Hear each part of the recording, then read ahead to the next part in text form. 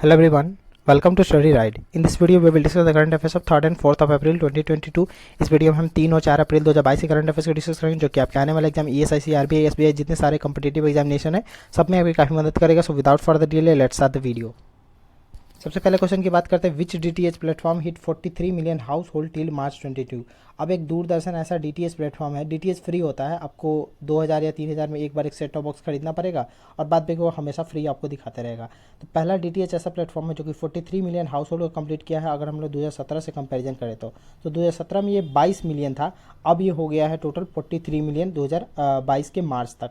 और आपको ध्यान रखना है, डीटीएच की बात करें तो टाटा स्काई ये जो एक डीटीएच कंपनी है जिसमें रिचार्ज करना पड़ता है आपको, उसका अब नया नाम हो गया है टाटा प्ले. तो टाटा स्काई का नया नाम है टाटा प्ले. और शशि शेखर वेम्पति जो है वो प्रसार भारती के चेयरमैन है जिसका हेडक्वार्टर कहाँ पे है, न्यू दिल्ली में है.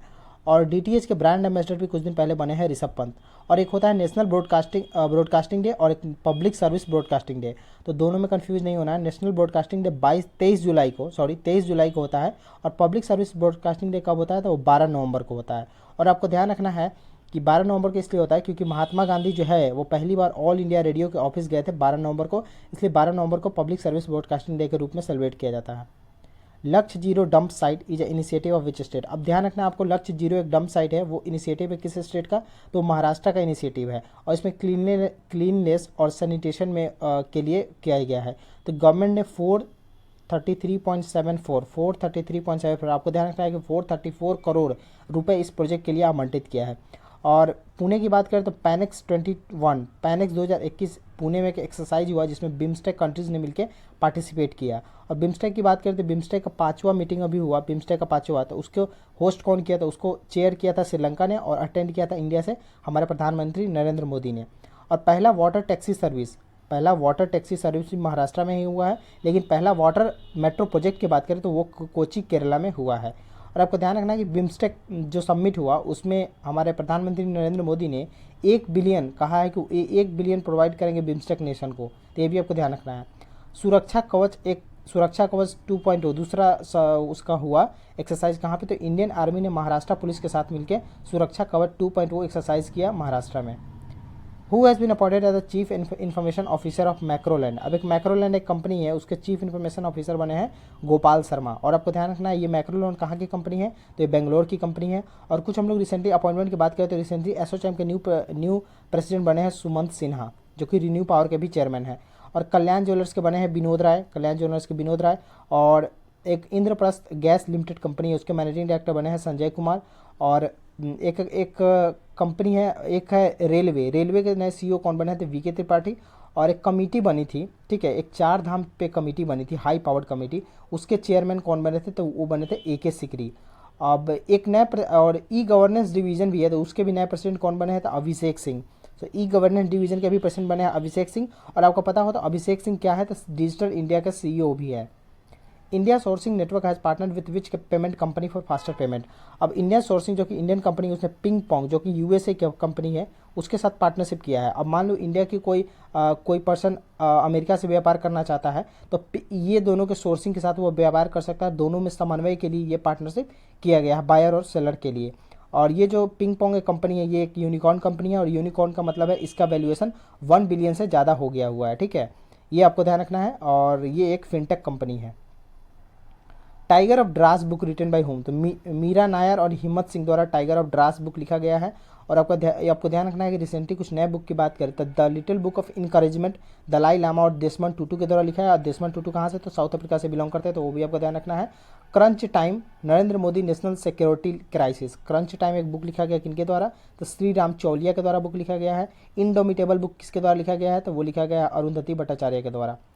Who has been appointed as the deputy chief of naval staff.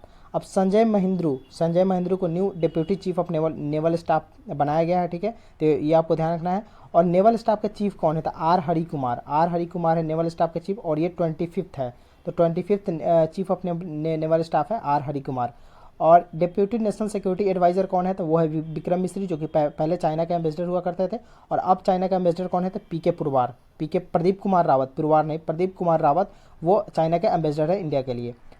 Who has been appointed as the director general of geological survey of India. तो पहले तो इसमें आपको ध्यान रखना है कि जियोलॉजिकल सर्वे ऑफ इंडिया का हेडक्वार्टर कहाँ पे, तो कोलकाता में है, और इसके नए डायरेक्टर जनरल बने हैं RS राजू। और जियोलॉजिकल सर्वे ऑफ इंडिया की पहली वुमेन डायरेक्टर कौन बनी है 100 सालों के बाद, तो वो बनी है धृति बनर्जी, तो वो आपको ध्यान रखना है। और ONGC की पहली महिला चेयरमैन अलका मित्तल, और NHI की पहली महिला चेयरमैन कौन बनी है, तो अलका उपाध्याय। सो अलका उपाध्याय और अलका मित्तल में कंफ्यूज नहीं होना है। Which number Khelo India university game schedule to be held in Karnataka. अब आपको ध्यान रखना है कि जो यूनिवर्सिटी गेम होगा खेलो इंडिया वो कर्नाटका में होगा, और इसका दूसरा एडिशन है। और खेलो इंडिया एक यूथ गेम होगा, वो कहाँ पे होगा, तो पंचकुला हरियाणा में होगा खेलो इंडिया यूथ गेम। लेकिन अभी खेलो इंडिया यूनिवर्सिटी गेम जो कि फ्राइडे से शुरू हो जाएगा, वो कहाँ पे होगा, तो वो होगा कर्नाटका में, उसका सेकंड एडिशन हो रहा है। और पहला एडिशन कहाँ पे हुआ था, तो पहला एडिशन हुआ था उड़ीसा में, और इसका अभी रिसेंटली लोगो वगैरह रिलीज़ किया गया, इसलिए ये इंपॉर्टेंट था। और कुछ हम लोग खेल की बात करें तो recently Saudi Arabia grand prix को किसने जीता, तो मैक्स वेस्टापन में, जो कि बेल्जियम से बिलोंग करते हैं, और मैक्स वेस्टापन ने हराया था चार्ल्स लेक्रेक जिन्होंने बहरेन ओपन जीता था। और चार्ल्स लेक्रेक कहाँ से बिलोंग करते हैं, तो मोनाको से बिलोंग करते हैं। और रिसेंटली स्विस ओपन जो कि टेनिस में होता है, स्विस ओपन बैडमिंटन में होता है, टेनिस में नहीं होता है, उसको किसने जीता था, PV सिंधु ने जीता है। ठीक है। और आपको ध्यान रखना है कि वुमेंस वर्ल्ड कप जो अभी खत्म हुआ, वुमेंस वर्ल्ड कप 2022, जिसमें इंडिया साइड हो गई थी, Indian team women's team side हो गई, वो ऑस्ट्रेलिया और इंग्लैंड के बीच हुआ, जिसको ऑस्ट्रेलिया ने रिसेंटली जीता है। GST कलेक्शन मार्च में कितना हुआ था, ये अब तक का सबसे ज़्यादा हाईएस्ट GST है 1.42 लाख करोड़। और आपको ध्यान रखना है GST का फुल फॉर्म है गुड्स एंड सर्विसेज टैक्स, जो कि 1 जुलाई 2017 को आया था। और GST एक इनडायरेक्ट टैक्स है, और एक होता है इनडायरेक्ट टैक्स, एक होता है डायरेक्ट टैक्स। तो इनडायरेक्ट टैक्स का मतलब है जो कि हम डायरेक्टली पेमेंट नहीं करते हैं। मान लो आप किसी होटल में खाना खाने गए, वहाँ पे आप पेमेंट कर देते हो, तो आपके बिहाफ पे जो होटल का ओनर है जो पेमेंट करता है, उस आप देखोगे जो बिल बनता है उस पर लिखा हुआ रहता है GST। तो आपने GST पेमेंट नहीं किया, आपके बिहाफ पे किसी और ने आपका GST पेमेंट किया, तो वो होता है इनडायरेक्ट टैक्स। और डायरेक्ट टैक्स होता है जैसे आप कोई सामान खरीद रहे हो, पार्ले जी वगैरह खरीद रहे हो, तो आप डायरेक्ट टैक्स पे कर रहे हो, तो वो होता है डायरेक्ट टैक्स। तो ये दोनों होता है। तो GST क्या होता है, वो इनडायरेक्ट टैक्स होता है। और आप देखो तो सबसे ज़्यादा अभी तक GST कलेक्शन कब हुआ था, मार्च 2022 में, और 2021 में 1.41 था, लेकिन अब इस बार 1.42 लाख करोड़ हुआ, जो कि काफ़ी ज़्यादा है। और कंट्रोलर और ऑडिटर जनरल की बात करें, कंट्रोलर और CGA की बात करें, तो CAG और CGA, तो CAG कौन है, कंट्रोलर एंड ऑडिटर जनरल, तो वो है गिरीश चंद्र मुर्मू। और CGA की बात करें, ठीक है, गिरीश चंद्र, ठीक है। और CGA की बात करें तो सोनाली सिंह को दिया गया है एडिशनल चार्ज CGA का, जो कि पहले दीपक दास हुआ करते थे।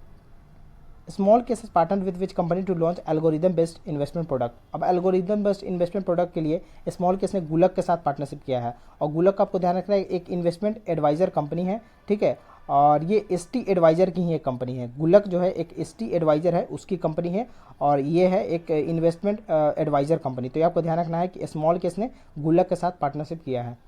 HSBC has partnered with Hong Kong and Shanghai Banking Corporation has partnered with which bank to set up 100 million partial guarantee program for mutual fund for microfinance in India। तो HSBC ने ADB के साथ partnership किया है, और ये HSBC की पहली पार्टनरशिप है ADB के साथ। अब तो आपको ये ध्यान रखना है। और ये माइक्रो फिनेंस को डेवलप करने के लिए HSBC ने पार्टनरशिप किया है। और आपको ध्यान रखना है कि इसमें 4 लाख माइक्रो बोरोवर्स को हेल्प किया जाएगा, 4 लाख, जिसमें स्पेशली वुमेन को फोकस किया गया है। और ADB की बात करें तो ADB में टोटल 68 मेंबर्स हैं, और 68 मेंबर कौन था, न्यू करके कंट्री है, वो 68 मेंबर था ADB का। और ADB के प्रेसिडेंट कौन है, तो मसात्सुको असाकावा इसके 10th प्रेसिडेंट है। और आपको ध्यान रखना है कि ADB सेटअप किया गया था जापान के द्वारा, ठीक है। और मनीला फिलीपींस इसका हेडक्वार्टर है। टालीबीडा एक्सप्रेस किस स्टेट द्वारा लॉन्च किया गया था, ये आंध्र प्रदेश के द्वारा लॉन्च किया गया।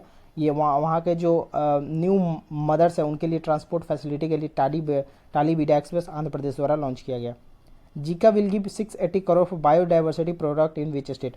अब क्या हुआ, जापान इंटरनेशनल कॉर्पोरेशन एजेंसी ने टोटल 7 प्रोजेक्ट के लिए लोन दिया है। तो आपको ध्यान रखना है कि टोटल 7 प्रोजेक्ट के लिए लोन दिया है। टोटल लोन अमाउंट भी आप ध्यान रखें कि टोटल लोन अमाउंट है 312.258 बिलियन येन। तो येन में दिया है, जापान की करेंसी है येन, तो येन में दिया है। तो टोटल 7 प्रोजेक्ट के लिए दिया है। तो आपको ध्यान रखना है। तो पहला है डेडिकेटेड फ्रेट कॉरिडोर, ठीक है, चेन्नई मेट्रो प्रोजेक्ट के लिए दिया है, बेंगलुरु वाटर सप्लाई के लिए दिया है, नॉर्थ ईस्ट रोड कनेक्टिविटी के लिए दिया है, और तमिलनाडु बायोडाइवर्सिटी के लिए 10 बिलियन येन दिया है। उसी को हम लोग कह रहे हैं 680। तो तमिलनाडु वाला इंपॉर्टेंट है, और ये आपको इंपॉर्टेंट है चेन्नई मेट्रो के लिए। तो चेन्नई मेट्रो वाला आप अमाउंट ध्यान रखें, 73 बिलियन है चेन्नई मेट्रो के लिए, और तमिलनाडु बायोडाइवर्सिटी के लिए है 680। 680 करोड़, जिसको 10 बिलियन येन कहा जा रहा है। और आसाम हेल्थ और उत्तराखंड हॉर्टिकल्चर डेवलपमेंट के लिए भी टोटल 7 प्रोजेक्ट के लिए दिया गया। तो आपको ध्यान रखना है कि टोटल 7 प्रोजेक्ट के लिए जीका ने लोन दिया है इंडिया को, और टोटल अमाउंट कितना है तो 312.258 बिलियन येन।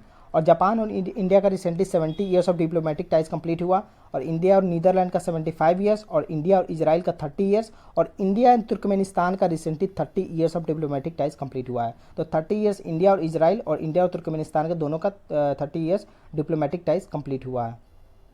नंदनी सीरा समृद्धि सरकार bank launch by which state to help milk producer. अब मिल्क प्रोड्यूसर के लिए एक नंदनी सीरा समृद्धि सहकार बैंक कर्नाटका गवर्नमेंट द्वारा लॉन्च किया गया है। तो ये डायरेक्ट क्वेश्चन है, ये आपको ध्यान रखना है।